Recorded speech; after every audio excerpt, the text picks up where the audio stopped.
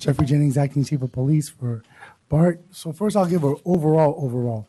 Over the last 4 years, BART Police Department has had a continuous drop in overall crime. Last year, 2016, ended with a 3% drop in crime. At the beginning of this quarter, we saw a significant increase in crime, 22% overall, after 3 years of steady declining in criminal stats. With that being in mind, we have what we call CompStat, where we do daily, weekly reviews of our stats. And with the trend going up, we increased overtime for crime suppression. The crime suppression was issued with directed enforcement in San Francisco, Oakland, and Pittsburgh, our hotspots in our district. With that in mind, since the mid-March, we were focused specifically in the area of Fruitville, Coliseum, San Leandro Bay Fair due to our increase of juvenile activity. Since March 11th, we've arrested 19 people ages from 12 to 21, usually working in concerted groups of 2 or more, up to 5 or 7, for the same kind of thing that happened on Saturday at 9:30, where the 50 or 60 so juveniles ran onto the train and robbed seven citizens. And again, we're very sorry that happened in our train and that we weren't in the position to actually stop that from happening. But since then, we've identified multiple suspects, and we have warrants in the system. Will be out tomorrow or next week for several people after we continue talking to some of the victims to further identify some of these culprits. On top of that, we started a regional task force with San Leandro, Hayward, Oakland Schools, Oakland PD, Juvenile Probation, Alameda Juvenile Hall, and that will probably start on Tuesday. But during this whole time, I've been putting multiple people out there working crime suppression. This particular day, on Saturday, at 6:55, there was a person who had just jumped from the Dublin parking lot. So we had several units that were over there. That detail went from 6 to 11. So there were several units that were over there when my crime suppression unit was working, which was diminished because we had sick calls. So the crime suppression unit was working, assigned for crime suppression, but also working the beat. So the numbers were increased. We only had like 2 extra people working that day when we normally had 4 to 8. So at 21:26 hours, that's when the first call came in regarding several supposed juveniles jumping the turnstiles. 21:27 is when the first call. So to understand how it works is human time delay. So you get the call, you get the information that you can. The dispatcher, the call taker gives information to the dispatcher calls it out. So there's some human time error, time that's lapses that are in there that can't be accounted for by the CAD. CAD is computer automatic dispatching. So have that understanding. So 2026 first call, 9:26 p.m. and then 9:27 p.m. That's when the first dispatch came out. Officers arrived on scene about 4 minutes later, 9:32. Those officers, I put my first missive out, which I corrected. I was told that they were in the back parking lot, but they're actually on San Leandro Boulevard between Fruitvale and Coliseum, driving on the boulevard. But it was still a very fast response time. The national standard is 5 minutes. We were there under 5 minutes for this detail. But even so, there's 50 kids that hit the turnstiles. The 50 kids, when all accounts, when we arrived, they dispersed. This was in nexus to a party that was going on in the avenues, and that's where the kids came from. There was a party in the avenues. It was broken up by gunfire from a report from an allied agency, and they converged at the BART station. So those officers are responding with lights and sirens. Code 3 is a priority 1 detail, meaning people are in danger, and so we're going through lights and have our sirens on. And by the end of the detail, when the officers arrived on scene, there was no information regarding what crime had taken place. So first it was just a call for fare evaders. Shortly thereafter, there was a call that there were people being robbed on the train. So what happened after that is that we identified what was going on. We did canvas search for the area, but all the kids were gone, and that's essentially how it worked out. If we go back to the beginning part, we've identified several folks through our cameras on our trains, very clear video and camera work, identifying folks. We've had and we've arrested several of these suspects before. This is not an unusual occurrence. Just the unusual part of this is there was so many of them. So throughout the region, everyone's had similar issues. That's why we're having a regional task force on that. We've had issues in San Francisco, Oakland, Richmond, stores, buses, where similar things have happened. It just catches more attention at BART. But we are working on it collaboratively as an organization, law enforcement, to address this. Does the same thing happen in 2014, where we did the same thing? Several of you guys weren't on the board at the time, but we had the same issue in 2014 with a group we call Band Camp and Band Up, gangs that we know of juveniles ages from 10 to 21, doing the same exact kind of acts. Again, we formed a regional task force, which was initiated by us, but ran by San Leandro or Hayward, I can't quite remember. I think it was San Leandro PD that ran that task force, and we again arrested several folks 2014, and we're at that again. But I want to rest assured that we were already ahead of this. We were already working on it with the staffing that I had. We're already exerting a lot of staff energy to those 3 locations, and that's based all on overtime with the staffing that I have right now. So with that, are there any questions or comments? Go ahead. So thank you for that, and thank you for the reports. And to your comment, we will have on the last that we place on the agenda for the Security Operations Committee. One of the issues that's come up is the staffing level of the police department. So I think it would be appropriate to have a report about existing staffing, and also we need to begin to put together a plan to get the police department up to full strength. And the chief and the general manager and other appropriate people ought to start thinking about what we can do to make that happen, because overtime works, Chief, and you and I both know it can't solve a problem because people get awfully tired after a while. The money is outweighed by fatigue, so we have to find a better solution. So we'll be looking at that, and at the appropriate time we'll bring that back before the board. I guess I've been asked a number of times why we've been unwilling to release the identity of the suspects. Can you address that, please? Sure, Director Keller. So there is an investigative code. Basically doesn't allow us to release information on ongoing investigation. It would hurt our investigation. That's the primary reason. The secondary reason is there's some concern about releasing information on what we perceive, and from all the video I watched, to be juveniles committing a crime. And so that's why we didn't release information via video. So do we, during your report, this is the first that I had heard that we've had some contact with some of the juveniles that were, or some of the people who were involved. Are any of those over the age of majority? The ones that we've talked to, not as of yet. And the ones that we identified, they're juveniles. So you have not identified someone that's 18 or above that was involved in this incident, and state law is restrictive about releasing information about juveniles below the age of 18. Yes, sir.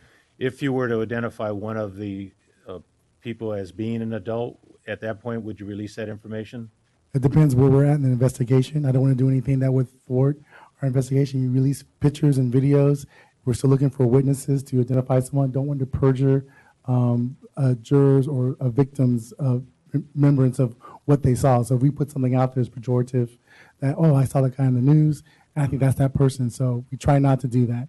If our investigation is complete, we got an ID, then we can put that out. Okay, so if it interferes with the investigation, you're going to keep that close to the vest because you don't want to interfere with the investigation. If at some point there are people who are over the age of 18 charged with a crime, that information would be public record. Correct. Okay, and one final thing, and I'll move on. I'm trying to. And there was a bill in the past that was passed by the legislature. It took away the penalties for youth offenders for fare evasion. I also think we ought to put that on the next Operations and Safety Committee for a conversation. It may be that we want to document what the impact of that legislation has had on the district and inform at least the author of the bill in Sacramento of what's occurred. Let's get the facts before we decide what the next appropriate steps are. But I'd like to try to understand, for the benefit of the public, what's been the fallout, the unintended consequences of legislation that takes away any penalties for youth who evade fares.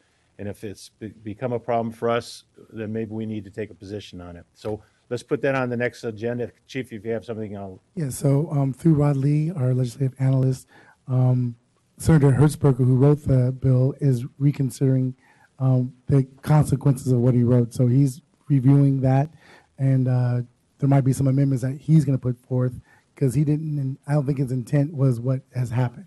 yeah, Senator Hertzberg is a very responsible, good guy, and I understand that. But there are always unintended consequences, and if we can provide information to him, particularly if he's on his own considering some amendment, I think it would be helpful we get our oar in that water as quickly as possible. Thank you.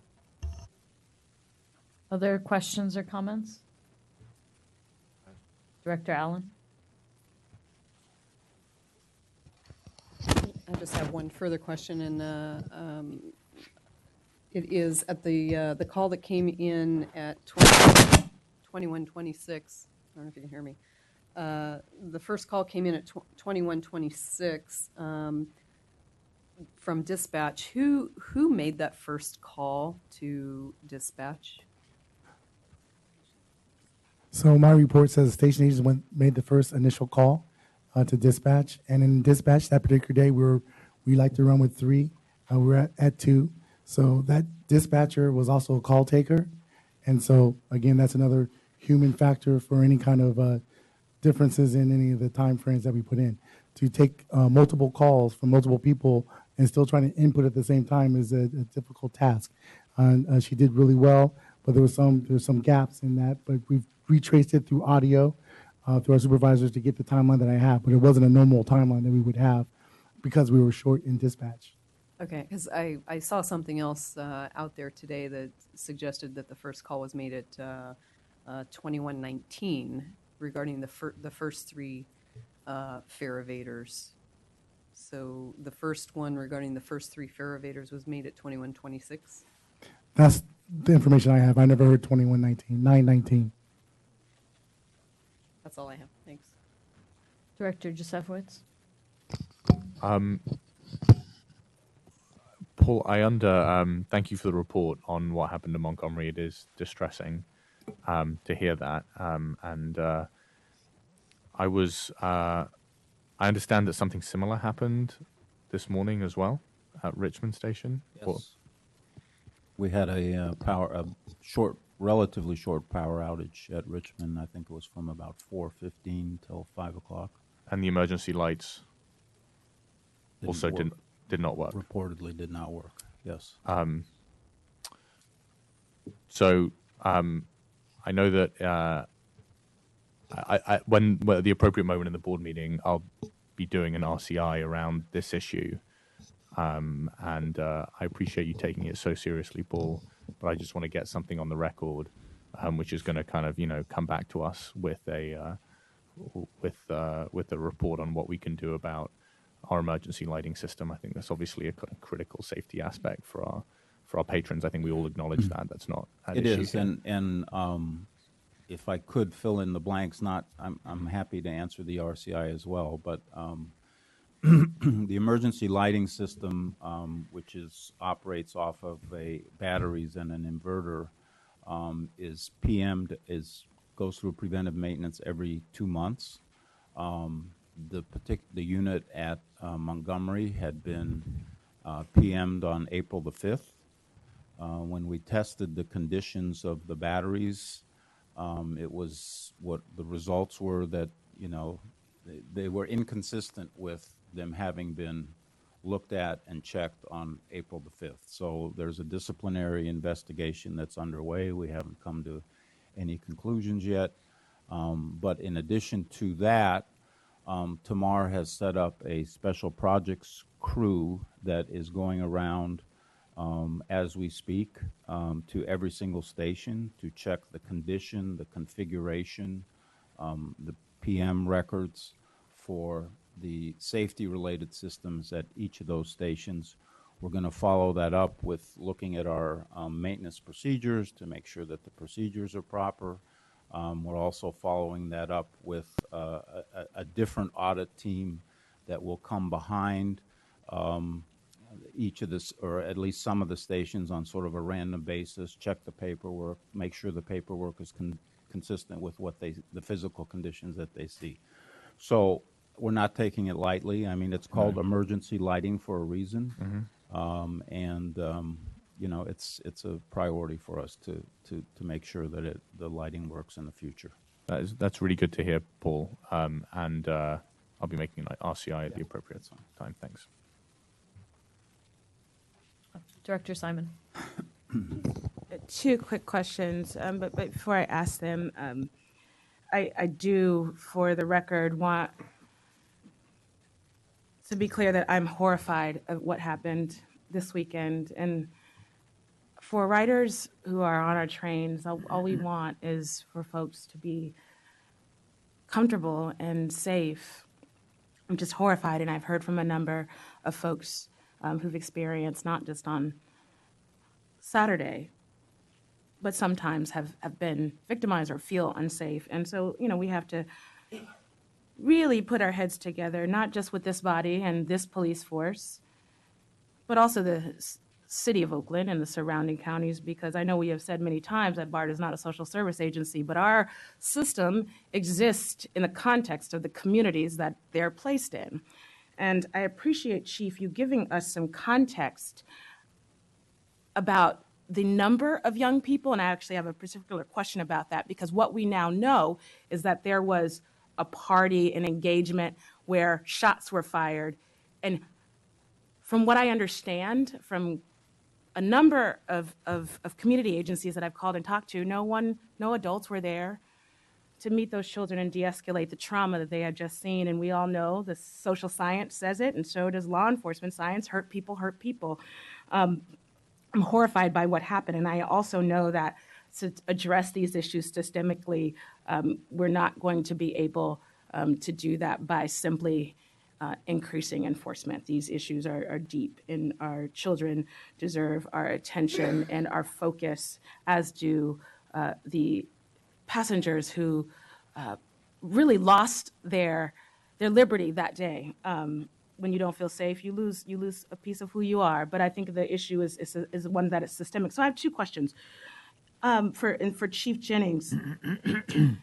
Actually, three. Has BART ever experienced the sort of the mass armed robbery that you described, or is this, you feel like, an anomaly in just terms of the number of folks? And then my second question to that point is, how do we know that the mass amount of number of young people were participating in the illegal activity? Were there a few of the 40 to 60? We've all read different numbers, but how do we know that those young people weren't just leaving that party at the BART station, and there were a few folks who, again, are suspected of these crimes? Then my third question is, really, if in fact, and when we were staffed fully with police officers in our system, did we, and maybe this is for our committee meeting, did we experience decreases in fare evasion vis-a-vis our stats now, and how having armed police officers at fare gates, does that actually decrease the occurrences of fare evasion? So I guess the first two questions are the ones I guess we could answer today. Have we ever experienced something like this in our almost 50-year history? And secondly, how do we know that the number of young people who were there on the platform were participating in the illegal activity?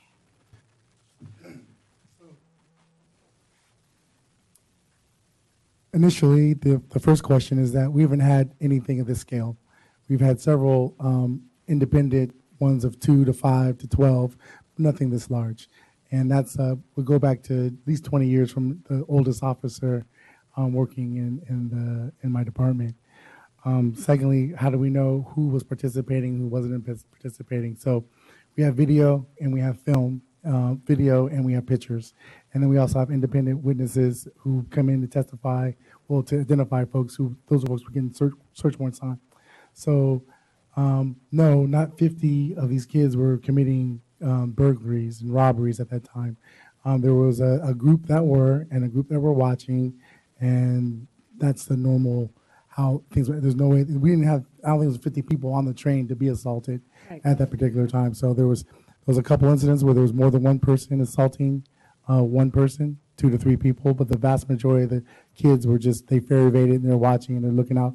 They'll probably call out when the police got there.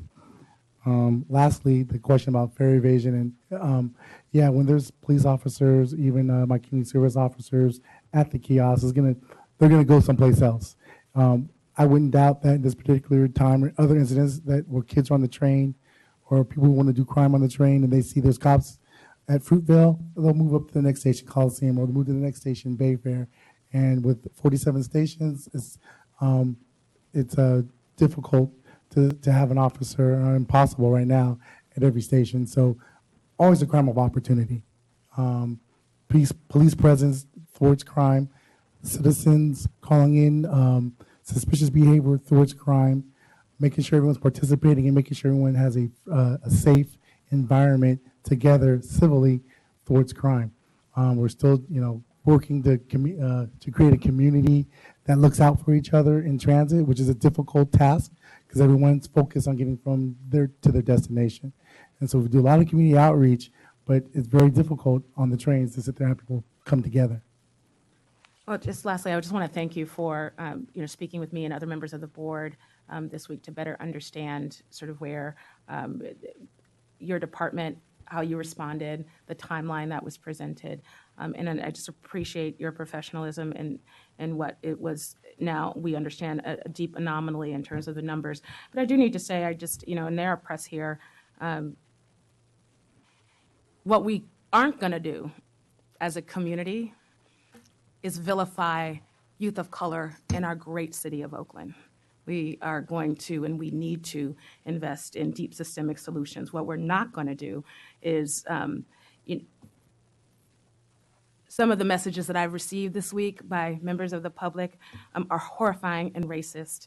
And we must protect riders, and we must also protect children and communities. And I think that those both the issue and the solutions are extremely complicated, but we're all smart people and we will get to the bottom of it. Thank you so much, Chief. Director Rayburn. I want to begin by expressing my sympathy to the victims and to the station agents that were overwhelmed by the mass that took over the station and took over the train. I was very disturbed to see this report in the police logs early Sunday morning, and I'm glad that the chief has been working to make sure that we're doing everything possible to give assurance to our passengers that BART is safe, that this was a very unique event. That said, I don't believe that anybody's above the law, and including juveniles. And we cannot allow an event like this to occur with impunity. I have other comments to make about working to make sure this doesn't happen again. I'll make those comments within the legislative part of the agenda as well as within the fare evasion part of the agenda. Thank you, Chief. For Mr. Overseer, I have only one question regarding the power outage at Montgomery. And when that second train swept through the station and picked up passengers, was there an announcement, an emergency type announcement that came from the Operations Control Center or from the train operator to help guide those passengers? There was from the train operator. I'll have to go back and check to see whether there was an announcement that originated from the control center as well. But Central explicitly told the operator, when you come in make an announcement first before you open your door so that people don't get off, and tell people, to get on the train. Whether, like I said, I'll get back to you whether or not there was also station announcements made. Well, and for both of these incidents, I think there are many lessons learned, and I want to make sure that those lessons get implemented into the training of the BART personnel. And I saw that just Tuesday there was 4 individuals that ferry evaded into Lake Merritt all at once, and that the station agent again made a call for help immediately, and that incident didn't blow up. So I believe we're seeing the effects of some immediate reactions to this. Go ahead. So I don't want to get into the position where we're saying that every time juveniles ferry evade in numbers of 2 to 3 to 4, that something like this is going to happen. We took precautionary measures, me and Mr. Overseer, with the discussion with his staff and my staff, coordinating when we will do what we did at Lake Merritt. It's not going to be something that we take lightly, because our patrons is real important that our patrons can trust that the trains are going to stop and where they want them to be. So it's going to be a situation where it's not going to be set in stone how we're going to do that. They could have just been fair evading, but in abundance of caution, this is what the station agent, my dispatcher, and OCC decided to do.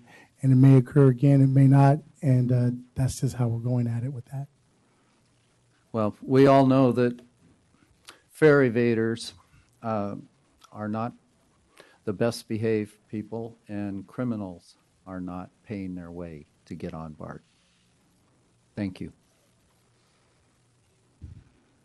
So I think that's it for board member comments on the general manager's report, and I appreciate you all giving us the detailed updates.